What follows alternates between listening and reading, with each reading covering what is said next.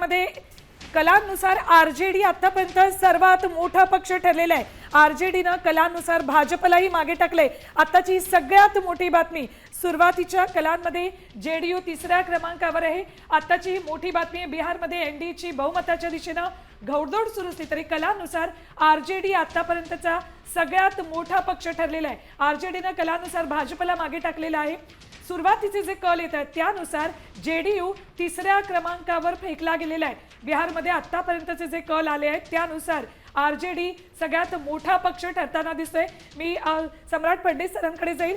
पंडितजी, हे जे कल येत आहेत आता सुरुवातीच्या कलानुसार आरजेडी सगळ्यात मोठा पक्ष ठरताना दिसतोय।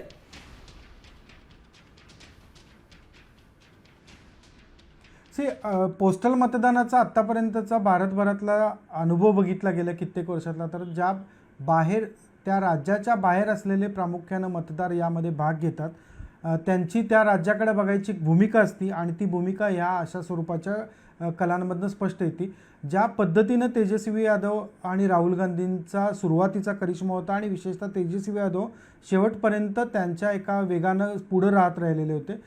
ही एक हाती लढाई तेजस्वी यादवांची होती आणि तो पार्ट या सुरुवातीचा जो कल येतो पोस्टल मतदानाचा त्याच्यात दिसतो। त्यांना पूर्ण हुरळून जायचे कारण नाही आहे आणि त्याचा पूर्णपणाने शेवटच्या पुढच्या 2 तासांमध्ये हाच कल दिसत राहील असंही नाही। पण पोस्टल मतदान हा प्रामुख्यानं मायग्रेशन ज्यांनी केलेला आहे आणि ते मतदानाच्या ठिकाणी येऊ शकलेले नाही त्यांचा कल हा समोर बघितला तर तो तेजस्वी यादवांच्या बाजून जातो असं आत्ताचं एकूण कुलकर्णींकडे जातो। कुलकर्णी, मायनर प्रमाणात काँग्रेसची कामगिरी अपेक्षित दिसत नाहीये, राष्ट्रीय जनता दल पुढे जाते।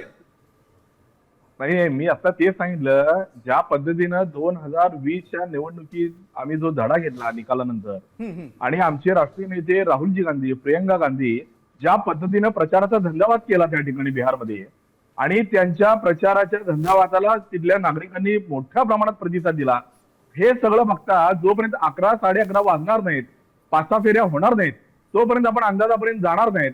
आणि ही आता पहिली फेरी आहे, पहिल्या फेरीच्या अंदाजावर आपण निकाल ठरवू शकत नाही।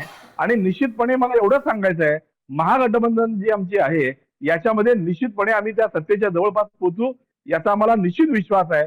आणि काँग्रेसची कामगिरी मागच्या वेळेपेक्षा यावेळेला अतिशय सक्षम, अतिशय चांगली ही राहुल गांधींच्या नेतृत्वाखाली झालेली आपल्याला निश्चितपणे 12-12:30च्या पुढे झालेली दिसेल। नक्कीच नक्कीच। कुलकर्णीजी, मागाशी मी तुम्हाला प्रश्न विचारला होता की महिलांसाठी योजना घोषणा केली मोदींनी, त्याचा फायदा एनडीएला होणार आहे असं सगळंच बोलतायत आणि सुरुवातीचे कल पण आपण बघतोय। तरी तज्ञ लोक आहेत आणि आपल्या सगळ्याला माहित आहे 2015 आणि 2020 यावेळेचे एक्झिट पोलचे अंदाज 100% त्या ठिकाणी चुकलेले होते आणि निश्चितपणे यावेळेला सुद्धा जे एक्झिट पोल दाखवतात हे अंदाज चुकतील आणि निश्चितपणे आम्ही सत्ता मिळवू त्या ठिकाणी अशा पद्धतीने आम्हाला सगळ्यांना आमच्या मित्रपक्षांना आम्हाला विश्वास आहे।